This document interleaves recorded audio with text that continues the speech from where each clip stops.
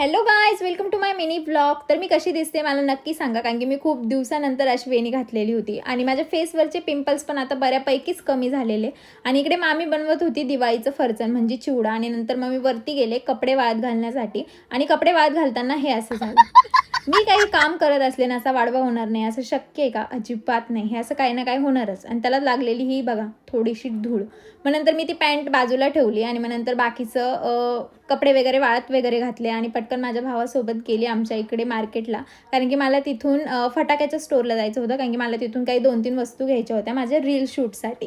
म्हणजे मी घेतलं होतं ते टिकलींचं पॅकेट असतं ते, नागगोळी. आणि मग नंतर ते घेऊन मी घरी आले आणि घरी घंटा गाडी वगैरे आलेली होती म्हणजे कचऱ्याची गाडी.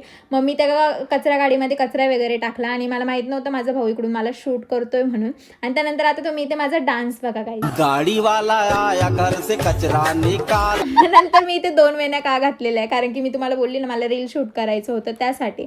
मग नंतर मग मी ते झाडून घेतलं रांगोळी काढायची म्हणून, पाणी वगैरे मारून घेतलं. मग म्हटलं चला पाणी सुकतंय तोपर्यंत मी इकडे रील शूट करून घेते. मग माझी रील शूट वगैरे करून झाली. मग नंतर इकडे मामीने चहा ठेवलेला होता. मी तर चहा बंद केलेला, आता मी चहा पित नाही.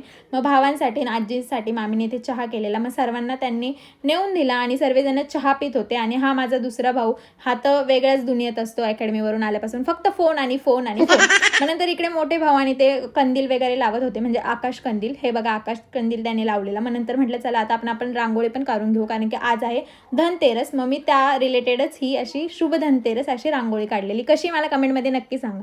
आणि इकडे हा भाऊ शायलिंग मारत फटाके फोडत होता हातात घेऊन.